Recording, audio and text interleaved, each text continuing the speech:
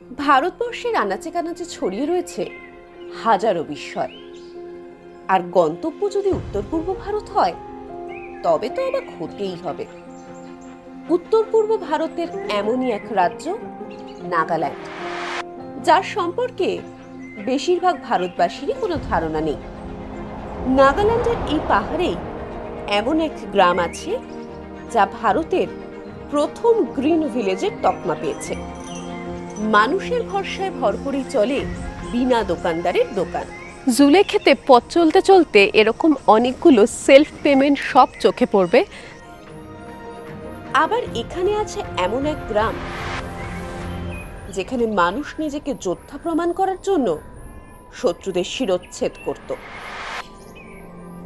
এখানে এক গ্রামের মানুষ যারা ভারত ও মায়ানমার দুই দেশেরই নাগরিক, এবং এদের দুদেশেই অবাধ বিচরণ।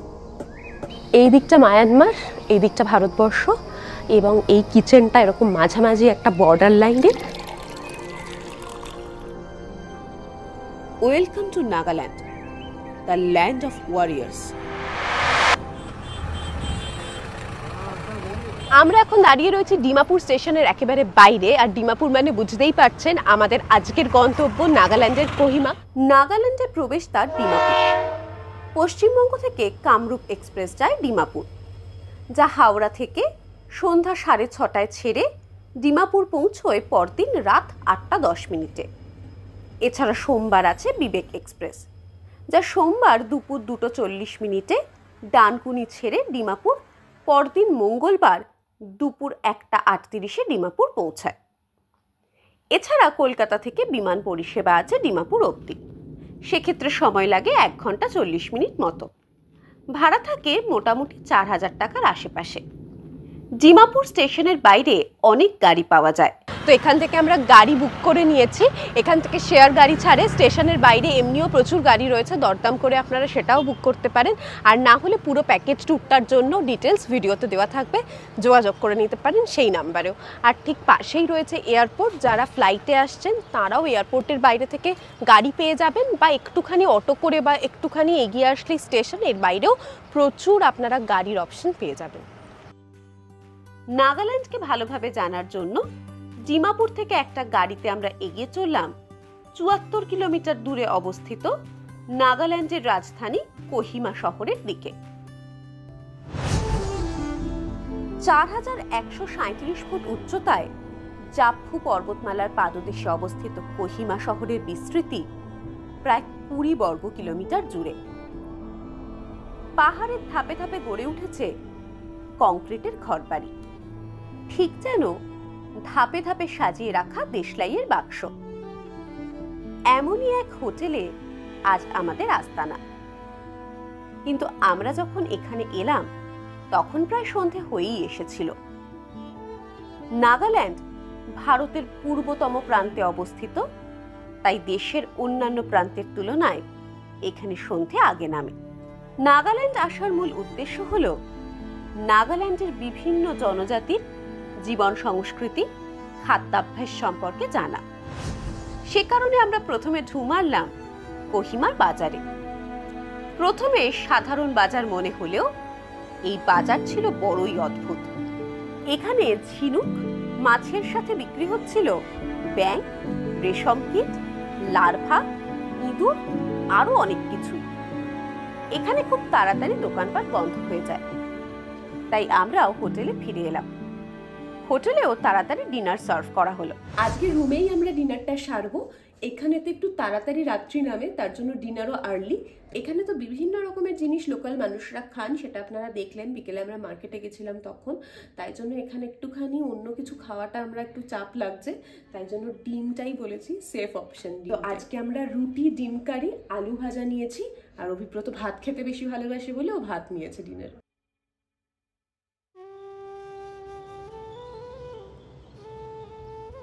নাগাল্যান্ডে সন্ধে যেমন তাড়াতাড়ি হয় তেমনি সকালও হয় তাড়াতাড়ি, তাই আমরাও তাড়াতাড়ি রেডি হয়ে একটা গাড়ি ভাড়া করে বেরিয়ে পড়লাম।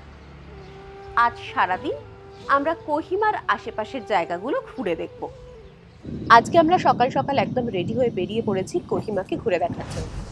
আজ আমরা নাগাল্যান্ডের গ্রামগুলো ঘুরে দেখব। তবে তার আগে নাগাল্যান্ডের জনজাতির জীবনশৈলীর ধারণা নিতে প্রথমেই এসে পৌঁছলাম কিসামা হেরিটেজ ভিলেজ।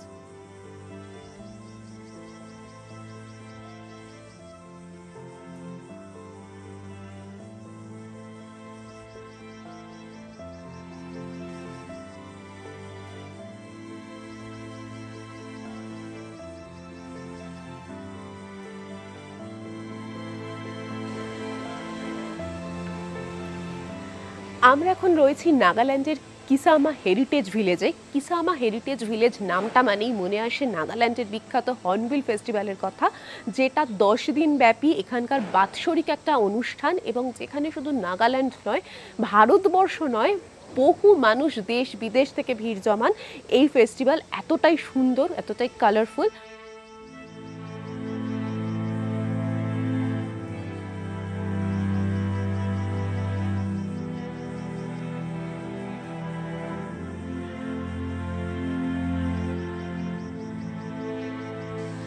নাগাল্যান্ডের যে সমস্ত আদি ট্রাইবরা রয়েছেন তাদের টিপিক্যাল যে ট্রাইবাল হাট হাউস সেগুলো এখানে রয়েছে, সেরকমই একটার সামনে আমরা দাঁড়িয়ে রয়েছি।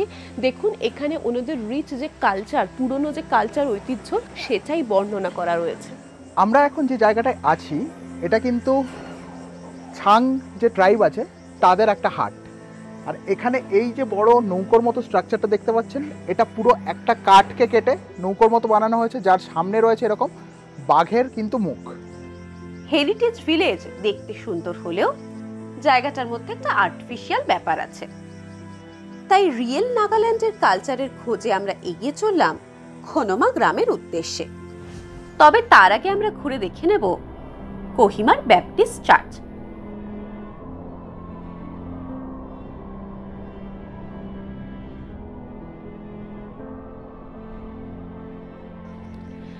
নাগাল্যান্ডের কোহিমা থেকে আমরা এখন চলে এসেছি এখানকার ব্যাপটিস্ট চার্চ দেখতে। বিশাল বড় চার্চ, অনেকে বলেন এটা এশিয়ার দ্বিতীয় বৃহত্তম চার্চ, যদিও এই নিয়ে তর্ক বিতর্ক থাকবে। চার্চের কথায় আসি, বিশাল জায়গা জুড়ে এই চার্চটা, এবং একদম পাহাড়ের কোলে। ভিউ পয়েন্ট থেকেও ভিউটা দুর্দান্ত। ভিউ পয়েন্ট অবধি অবশ্য যেতে লাগে না, যে কোনো জায়গা থেকেই যদি তাকান দূরে পাহাড় দেখা যায়। আর প্রত্যেকটা পাহাড়ের গায়ে এখন তো প্রচুর ঘরবাড়ি, সেগুলোই চোখে পড়ছে। আর মাঝে মাঝেই মেঘ আড়াল করে দিচ্ছে পাহাড়টাকে, আবার একটু বাদে মেঘ সরে যাচ্ছে। পাহাড়ের ভিউটা দুর্দান্ত লাগছে। আর চার্চটা তো বিশাল বড়, একদম সাজানো গোছানো, ভীষণ সুন্দরভাবে মেনটেন করা হয়, বোঝাই যাচ্ছে। আর চার্চে আসলেই আলাদা একটা শান্তি লাগে, একদম চুপচাপ ফাঁকা, তো সেটাই ফিল হচ্ছে এখানে এসে। নাগাল্যান্ডের গ্রাম্য জীবনের অভিজ্ঞতা নেওয়ার জন্য আমরা এবার এগিয়ে চললাম কোহিমা থেকে 20 কিলোমিটার দূরত্বে অবস্থিত খোনোমা গ্রামের দিকে। 5300 ফুট উচ্চতায় খুব সুন্দর সবুজ পাহাড়ে ঘেরা খোনোমা গ্রাম ভারতের প্রথম গ্রিন ভিলেজের তকমা পায়। এই গ্রামে প্রায় 424টি পরিবার আছে। এখানে কিছু নতুন ও কিছু পুরনো ঘর আছে, আর এই ঘরগুলো প্রায়শই চলে যায় মেঘের অন্তরালে। এই গ্রাম পুরোটাই একটা টেবিল টপ পাহাড়ের উপরে অবস্থিত, তাই এই গ্রামে ঘুরে বেড়ানোর সময় মনে হয় প্রকৃতি দেবীর কোলেই বিচরণ করছেন। আর এখানে ঘুরতে ঘুরতেই নজরে পড়ল একটা ক্যাফে। আমরা এসে পৌঁছে গেছি খোনোমা। এই খোনোমার গল্প একটু বাদে বলছি, তার আগে খাওয়া দাওয়ার গল্পটা বলি। আমরা এখানে এসেই প্রথমে একটা ক্যাফেতে ঢুকে ব্রেকফাস্ট করতে বসে গেছি। পাহাড়ে আসা মানেই নুডলস আমাদের ভীষণ পছন্দের, ধোঁয়া ওঠা নুডলস সামনে হাজির, সাথে রয়েছে বয়েলড এগ। আর এটা হচ্ছে নাগাল্যান্ড খ্যাত, মানে কুখ্যাত সেই প্রচণ্ড ঝাল লঙ্কা। আমার লঙ্কা খেতে ভালো লাগে বলে দিয়েছে, কিন্তু খুব সামান্য পরিমাণে বলেছে, তাতেই খুব সাবধানে খেতে। তো যাই হোক, ব্রেকফাস্ট করে তারপরে খোনোমা ঘুরে দেখব এবং আপনাদের সাথে এর গল্প শেয়ার করব। খোনোমা গ্রামের 3 দিকের ভ্যালিতে রয়েছে অসংখ্য ধানের ক্ষেত। গ্রামের মানুষেরা পাহাড়ের ধাপে ধাপে এখানে ধানের চাষ করেন। ধান রোপণের সময় এই গ্রাম দেখতে দুর্দান্ত লাগে। তবে আমরা এখানে এসেছি নভেম্বর মাসে, এখন ফসল ঘরে তোলার সময়। আমরা গ্রামে ঘুরতে ঘুরতে দেখলাম এক দিদা ধান ঘরে তুলছেন।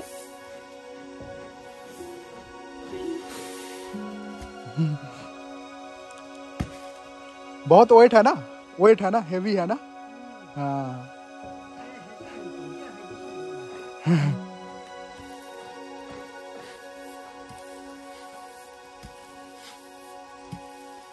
ये तो इधर ही होता है ना, इधर नीचे नीचे होता है ना। हाँ हाँ আমরা খনমাতে এসেছি। খনমাতে আমরা এখন যে জায়গাটায় দাঁড়িয়ে আছি এটা একটা গ্রামের বাড়ি। আর এখানে দেখুন ধান মাঠ থেকে এসছে, ধান শুকনো করা হচ্ছে, এরপর সেটাকে স্টোর করা হচ্ছে। এখানে পুরো প্রসেসটা কিন্তু বেশ ইন্টারেস্টিং, কিন্তু স্টেপ ফার্মিং হয়, তো ধাপে ধাপে করে পাহাড়ের ধাপে ধাপে চাষ হয়েছে। এখানে যে বয়স্ক দিদা রয়েছেন উনি কিন্তু এই ধানগুলো সব গোছাচ্ছেন, গুছিয়ে বাড়ির মধ্যে ভরছেন। Bye bye bye bye bye bye. নাগাল্যান্ডের প্রত্যন্ত অঞ্চলে অবস্থিত খনমা গ্রামের মানুষেরা প্রকৃতির সাথে মিশে প্রকৃতিকে রক্ষা করে প্রকৃতির সাথে সহাবস্থান করেন। সারা দেশের মধ্যে তারা একটা দৃষ্টান্ত স্থাপন করেছেন। খনমা গ্রাম ঢোকার মুখেই আছে একটা টিকিট কাউন্টার। টিকিট কেটে এই গ্রামে ঢুকতে হয়। এই টাকা খরচ হয় গ্রামেরই উন্নয়নে। পাশেই আছে একটা সুভেনিয়ার শপ। এরপর আমরা এগিয়ে চললাম নাগাল্যান্ডের আরেক প্রত্যন্ত গ্রাম জুলেখের দিকে।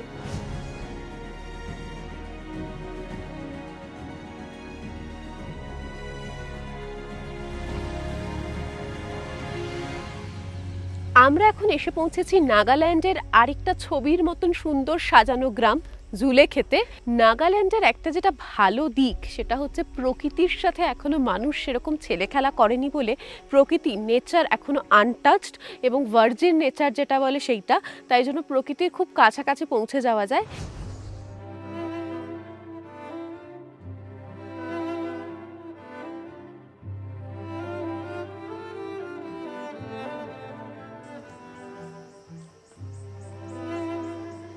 জুলেখেতে পথ চলতে চলতে এরকম অনেকগুলো সেলফ পেমেন্ট শপ চোখে পড়বে। সেলফ পেমেন্ট শপ এই কনসেপ্টটা ভীষণ ভালো লেগেছে। মানে এই দোকানগুলোতে কোনো দোকানদার থাকেন না, বিনা দোকানদারের দোকান, যেখানে পুরোটাই চলে মানুষের ওপর, মানুষের ভরসা বিশ্বাসের ওপর। এখানে বিভিন্ন রকমের জিনিস রাখা থাকে। এখন যদিও এই দোকানটায় বিশেষ কোনো জিনিস নেই, উইকেন্ডে আরও জিনিসে ভরে ওঠে দোকানগুলো। তো প্রত্যেকটা জিনিসের গায়ে তার ন্যায্য দামটা লেখা থাকে এবং যদি আপনি এখান থেকে কিছু নিতে চান সেই জিনিসটা নিয়ে তার যে দামটা লেখা আছে সেটা যে ক্যাশ বক্স রয়েছে সেখানে রেখে দেবেন। তো পুরোটাই হচ্ছে ভরসায় চলে। মানুষ এখানে এখনো বিশ্বাস করেন বা ভরসা করেন যে আরেকজন মানুষ এসে এই দোকান থেকে যখন কোনো জিনিস নেবেন তখন নিশ্চয়ই তার যেটা প্রাইস সেটা তারা পে করে যাবেন, ঠকাবেন না। এখন যেখানে সমাজে চারদিকে শুধু অবিশ্বাস, একদল মানুষ ভেবে চলছেন কিভাবে আরেক দলকে ঠকিয়ে নিজের স্বার্থসিদ্ধি করা যায়, সেখানে জুলেখে নাগাল্যান্ডের একটি গ্রাম, প্রত্যন্ত গ্রামই বলা যায়, তারা কিন্তু সেলফ পেমেন্ট শপ তৈরি করে একটা নজির গড়েছেন। हेलो नमस्ते।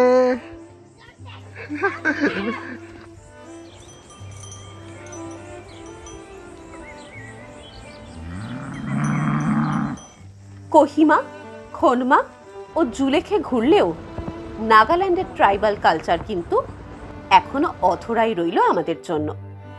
তাই ঠিক করলাম আমরা যাব নাগাল্যান্ডের আরো অভ্যন্তরে, মন জেলার লংগোয়া গ্রামে। কোহিমা থেকে লংগোয়ার দূরত্ব প্রায় 330 কিলোমিটার। যেতে সময় লাগে প্রায় 10.5 ঘন্টা। কোহিমা থেকে মন নাইট সার্ভিস বাস চলে, কিন্তু রাস্তা খুব খারাপ এবং প্রচুর জার্নি হয়। এছাড়া ডিরেক্ট গাড়ি ভাড়া করে গেলে মোকোচুংয়ে 1 নাইট স্টে করে যেতে হবে, তাতে খরচ পড়বে প্রায় 20,000 টাকা। তাই আমরা প্ল্যান করলাম ডিমাপুর থেকে ট্রেন ধরে ডিব্রুগড় বা বোহো গিয়ে ওখান থেকে গাড়িতে মন যাব। এতে খরচ অনেকটাই কম পড়ছিল। আমরা ডিমাপুর এসে পৌঁছলাম। ডিমাপুর থেকে রাতের ট্রেন ধরে সকালে ডিব্রুগড় পৌঁছে গেলাম। ডিব্রুগড় থেকে চায়ের বাগান দেখতে দেখতে আমরা মন ডিস্ট্রিক্টের দিকে রওনা দিলাম। ডিব্রুগড় থেকে মন টাউনের দূরত্ব 136 কিলোমিটার, যেতে সময় লাগে প্রায় 4 ঘন্টা। ট্রেনে করে ডিব্রুগড় স্টেশন এসে আসাম পেরিয়ে আমরা এখন নাগাল্যান্ড ঢোকার দোরগোড়ায়। এই যে পিছনেই রয়েছে মন ডিস্ট্রিক্টের প্রবেশদ্বার। মন ডিস্ট্রিক্ট ওয়েলকাম জানাচ্ছে। নাগাল্যান্ডের মন ডিস্ট্রিক্টে আমাদের যাত্রা শুরু হবে এবার।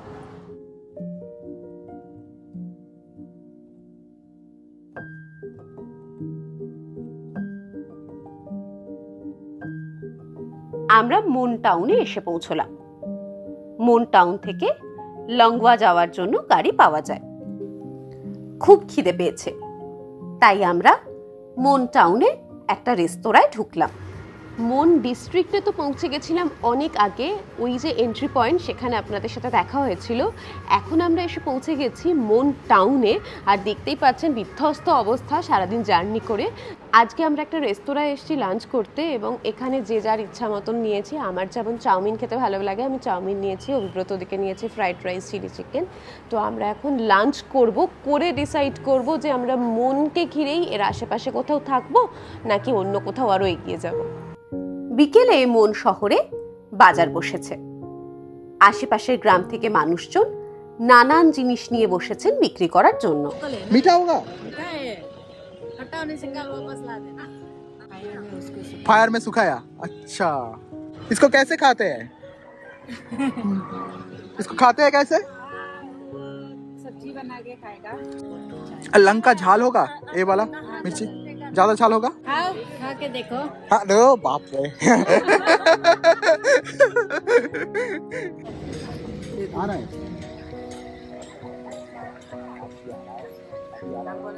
मगर लाल वाला दीजिएगा जो ज्यादा तीखा होगा। हाँ ठीक है दीजिए। আমরা এগিয়ে চললাম লংওয়া ভিলেজের দিকে। ভারত মায়ানমার বর্ডারে অবস্থিত নাগাল্যান্ডের শেষ গ্রাম লংওয়া।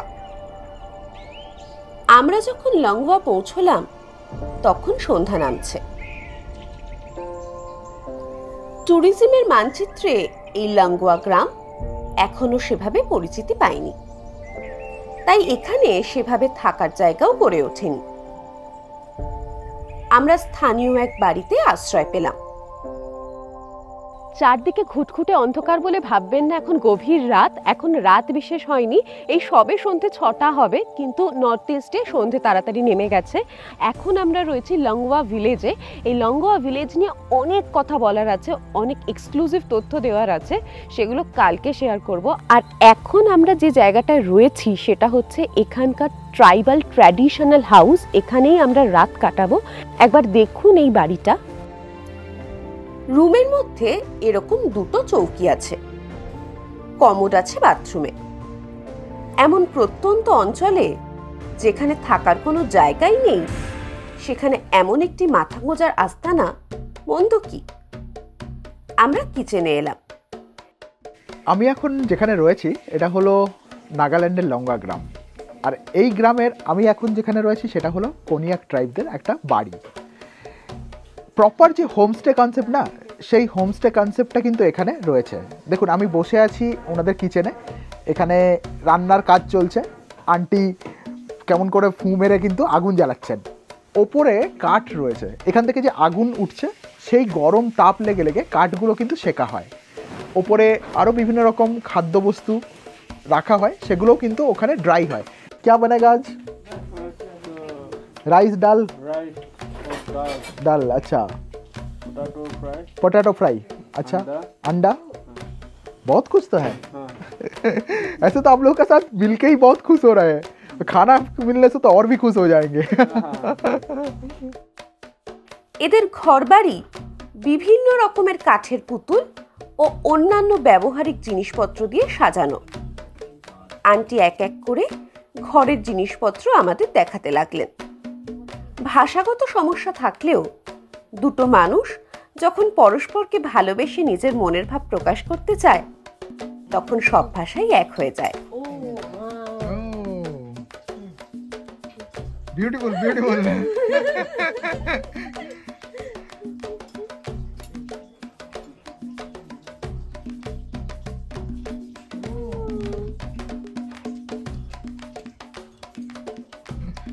वाला फैमिली फैमिली।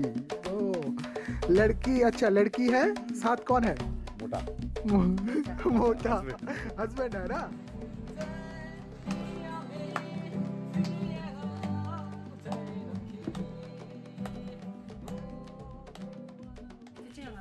সন্ধেটা কেটে গেল আড্ডা ও গানে। Dinner ready. এখানে মানুষজন তাড়াতাড়ি ডিনার করে, আমরাও ডিনার করে শুয়ে পড়লাম।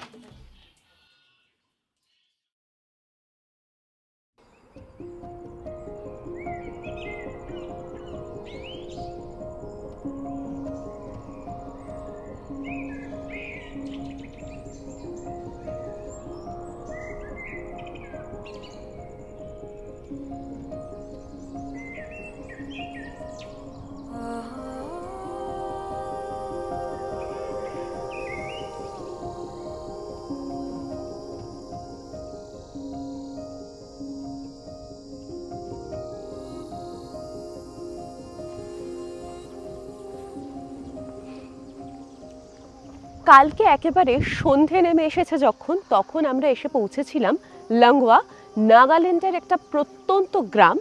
এই গ্রামটা একেবারে ভারত মায়ানমার বর্ডারে অবস্থিত। এই গ্রাম নিয়ে অনেক মজার মজার কথা রয়েছে। তার আগে বলি, আমরা যে জায়গাটায় ছিলাম সেটা একবার দেখুন। এখানে রয়েছে কন্যাক ট্রাইবের মানুষের বাস এবং তাদের ট্র্যাডিশনাল ট্রাইবাল হাটে আমরা সন্ধেটা কাটিয়েছিলাম। এখানেই আমরা ডিনার করেছিলাম, চা খেয়েছিলাম আর ছিলামও এনাদেরই হোমস্টেতে।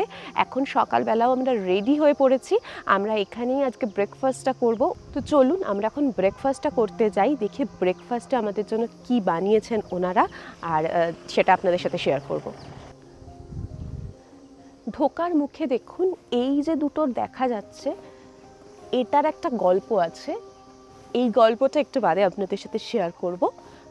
আর ভেতরে একেবারে ওনাদের যা যা ব্যবহারের জিনিসপত্র সেরকম দিয়েই সাজানো। এইটা একটা ইনস্ট্রুমেন্ট যেটা ওনাদের যখন অনুষ্ঠান হয়, যখন ওনারা একসাথে মিলে উৎসব উদযাপন করেন, তখন এখানে গান বাজনা চলে, এটা দিয়ে সাউন্ড বেরোয়। আর প্রত্যেকটা দেখুন দেওয়ালে কীরকম ওনাদের যে কিছু স্টোরি, কিছু গল্প, সেগুলো দিয়ে এই জায়গাগুলো সাজানো। পুরি আলু ভাজা দিয়ে ব্রেকফাস্ট সেরে আমরা একজন লোকাল গাইডকে সঙ্গে নিয়ে লংওয়া গ্রামটা ঘুরে দেখতে বেরিয়ে পড়লাম। ওকে, And this is the oldest tree. We used to hang the skull there. আমরা এখন যে জায়গাটায় দাঁড়িয়ে আছি, এইদিকের দোকানগুলো কিন্তু মায়ানমারের দোকান, আর এই দিকের দোকানটা হচ্ছে ইন্ডিয়ার দোকান, আর মাঝখান দিয়ে গেছে কিন্তু বর্ডার।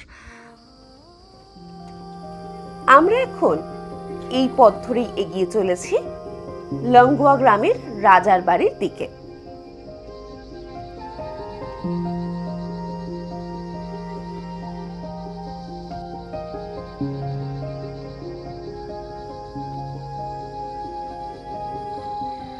আমরা এখন রয়েছি ভারী অদ্ভুত একটা জায়গায়। কেন অদ্ভুত বলছি দেখুন, এই যে আমি এই দিকটায় দাঁড়ানো মানে আমি রয়েছি মায়ানমারে, আর জাস্ট এদিকটায় মানে আমি রয়েছি ভারতবর্ষে। আমি তো আগেই বলেছি আমরা এখন রয়েছি নাগাল্যান্ডের লংওয়াতে, আর এখন যে জায়গাটায় রয়েছি এটা হচ্ছে চিফ কিংয়ের বাড়ি। এবং এই যে কিচেনটা দেখছেন, রাজার যে কিচেন, সেটা ভারী আশ্চর্যজনক একটা জায়গায়। এই কিচেনের মাঝখান দিয়েই চলে গেছে ভারত মায়ানমার বর্ডার। এই কিচেনের একটা দিক পড়ে ভারতবর্ষে, আরেকটা দিক পড়ে মায়ানমারে। এই দিকটা মায়ানমার, এই দিকটা ভারতবর্ষ, এবং এই কিচেনটা এরকম মাঝামাঝি একটা বর্ডার লাইনে। এখানকার যে মানুষজন, তাদের কাছে রয়েছে ডুয়াল সিটিজেনশিপ, মানে তারা ভারতবর্ষ এবং মায়ানমার দু জায়গারই সিটিজেনশিপ হোল্ড করেন এবং দুদিককার ইলেকশনে তারা ভোট কাস্ট করতে পারেন। এই কিচেনে ঢোকার মুখেই দেখুন এখানে কাঠের বিভিন্ন রকমের স্ট্রাকচার করা আছে। কাঠকে খোদাই করে করে কিন্তু এগুলো বানানো। এখানেও একটা সুন্দর স্ট্রাকচার রয়েছে। চলুন আমরা ভেতরটা একবার ঘুরে দেখি। আজকে এখানে কিং বা কুইনের কারোর সঙ্গে দেখা করার ইচ্ছে আছে, সেটা কি হবে? চলুন দেখা যাক ভেতরে গিয়ে। ও তার আগে দেখুন এখানে একটা, এটা কি, একটা বেড়ালের মতো দেখতে খানিকটা একটা স্ট্রাকচার আছে, কি সুন্দরভাবে বানানো দেখুন জিনিসটা। চলুন ভেতরে যাওয়া যাক।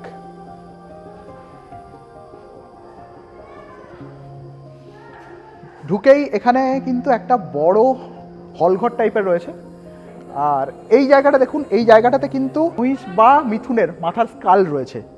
এগুলো ওনারা যেগুলো হান্টিং করেছিলেন তারই স্মৃতিচিহ্ন হিসেবে এখানে কিন্তু রাখা। আরও ওপরে অন্যান্য ছোট ছোট স্কাল রয়েছে, মেবি সেগুলো হরিণ বা অন্য কোনো জন্তুর হতে পারে। চলুন ভেতরে যাওয়া যাক। আমরা কিচেনের দিকে এগিয়ে যাব, কারণ কিচেনটা ভীষণ ইন্টারেস্টিং একটা পজিশনে রয়েছে। আর এই যে যাওয়ার জায়গাটা, এখানটায় আলো আঁধারির একটা খেলা চলছে। বিশেষত জায়গাটা অন্ধকারই বলা যায়। আর দুদিকে রয়েছে এরকম রুম। এইখানে যে রুম, এই দিকে যে রুম, রাজা ওই দিকের রুমে, মানে মায়ানমারের দিকের রুমে থাকেন বলেই শুনেছি। আমাদের আজকে কুইনের সাথে দেখা করার সৌভাগ্য হয়েছে, ভীষণই ভালো লাগছে। এবং উনি রয়েছেন ওনাদের ট্র্যাডিশনাল সাজে, যেটা ভীষণ ভাইব্রেন্ট এবং খুব সুন্দর দেখতে লাগছে। রানী আমাদের চায়ের অফার করলেন। রাজার কিচেনে বসে রাজকীয় চা পান বলা যেতে পারে। এবং শুধু তাই নয়, কখনো আমি রয়েছি বিদেশে, কখনো আমি রয়েছি স্বদেশে। এটাও একটা ভারী মজাদার ব্যাপার। রাজা আজ বাড়িতে নেই, তাই তার সাথে দেখা হলো না। আসলে এই রাজার রাজত্বে রয়েছে 35টি গ্রাম, যার মধ্যে 30টি গ্রাম মায়ানমারে এবং 5টি গ্রাম ভারতবর্ষে অবস্থিত। তাই রাজা তার রাজ্যপাট সামলানোর জন্য ভারত ও মায়ানমারে ঘোরাফেরা করেন। রাজার বাড়ির বাইরে স্থানীয়রা বিভিন্ন জিনিসের পসরা সাজিয়ে বসেছেন। আমরা সেগুলো একটু দেখে টুকটাক কেনাকাটা সেরে এবার গান লোকাল ফ্যাক্টরি ঘুরে দেখতে এগিয়ে চললাম। নাগাল্যান্ডের জনজীবনের সাথে যুদ্ধ ও শিকার ওতপ্রোতভাবে জড়িত, তাই এখানে ঘরে ঘরে বন্দুক দেখতে পাওয়া যায়। লংগোয়াতে আমরা এক স্থানীয় বন্দুক তৈরির কারখানায় এলাম। আমি 1987 সাল থেকে বন্দুক তৈরি করছি। আমি হাত দিয়ে বন্দুক বানাই, তাই সময় বেশি লাগে। আমার দাদু বন্দুক বানাত, তার থেকেই আমি এই শিক্ষা পেয়েছি। আমরা বন্দুক দিয়ে শিকার করি, তবে শিকার শুধু খাবারের জন্য নয়, বেঁচে থাকার জন্যও করতে হয়। আর এই বন্দুকের জন্য কিন্তু কোনো লাইসেন্স লাগে না। এখানে অনেকগুলো বন্দুক রয়েছে, আমার এই বন্দুকটা বেশ পছন্দ হয়েছে। বাপ রে বাহ, কি ভার! ও হেভি, প্রচন্ড ভার। এই বন্দুক দিয়ে চালাই কি করে গুলি? না, আমার দ্বারা একে কন্ট্রোল করা সম্ভব না। এখানে কিন্তু দুখানা নল রয়েছে, প্রচন্ড ভার।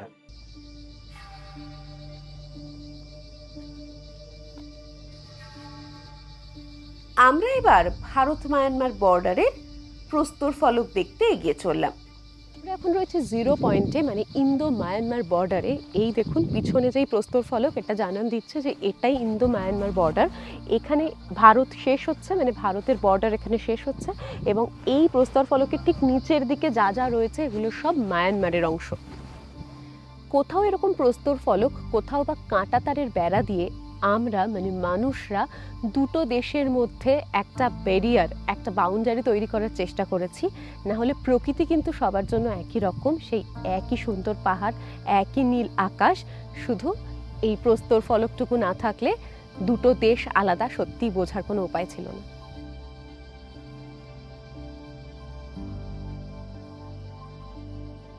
নাগাল্যান্ডের লংগোয়া গ্রামেই আছে কনিয়াক উপজাতির মানুষ, যারা লাস্ট হেড হান্টার নামেও পরিচিত। এই উপজাতির মানুষেরা নিজেদের যোদ্ধা প্রমাণ করার জন্য শত্রুদের শিরচ্ছেদ করত। আমরা এখন যাব এমনই এক হেড হান্টারের বাড়ি। তো আমরা এখন যেখানে দাঁড়িয়ে আছি, আমাদের সঙ্গে কিন্তু রয়েছেন একজন হেড হান্টার। তো ওনার সঙ্গে কমিউনিকেশন করার জন্য আমাদের গাইড দাদা রয়েছেন। What your name? Lukao. Okay, he is Lukao. He will guide us and he will communicate with him. So Lukao, tell me what is this thing? This thing?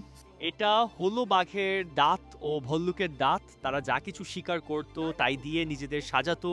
এটা হেড হান্টারের সম্পূর্ণ গলার মালা। এটা হলো ভল্লুকের লোম, হর্নবিলের পালক, বন্য শুয়োরের দাঁত, পাহাড়ি ছাগলের শিং। এটা হেড হান্টারের পূর্ণ মুকুট। আর মুখের এই যে ট্যাটুগুলো দেখছো, তারা শিরোচ্ছেদের পর মুখে এরকম ট্যাটু আঁকতত, শিরোচ্ছেদের পর মাথা নিয়ে আসার প্রচলন ছিল। তবেই গ্রামের মানুষ তাকে হেড হান্টার বলে স্বীকার করত। এরপর গ্রামের মানুষের একসাথে নাচ ও গানের মাধ্যমে বিজয় উৎসব করত। আমিও এখন কিন্তু ট্রাই করে দেখছি যে কেমন হয় ব্যাপারটা।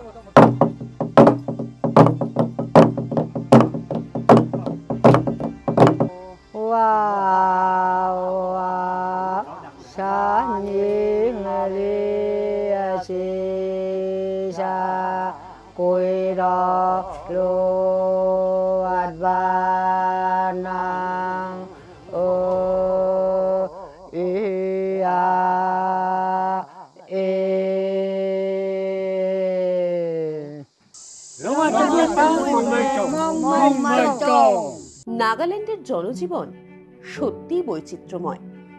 এর পরতে পরতে লুকিয়ে আছে নানান গল্প।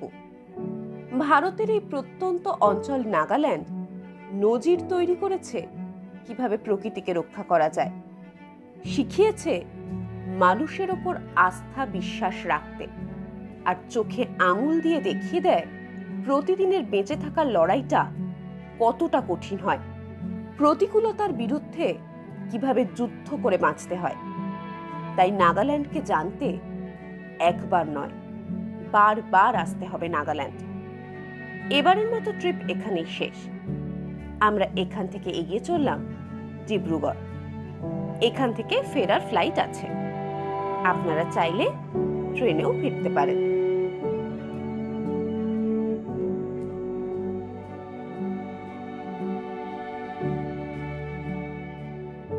নাগাল্যান্ডে প্রবেশের জন্য আইএলপি প্রয়োজন, যা আপনারা অনলাইনে আগেই বানাতে পারেন, অথবা এয়ারপোর্টেও তৈরি করা যায় আইএলপি। লংগুয়াতে না থেকে মনেও আপনারা থাকতে পারেন। এখানে থাকার জন্য বেশ কিছু হোটেল পাবেন।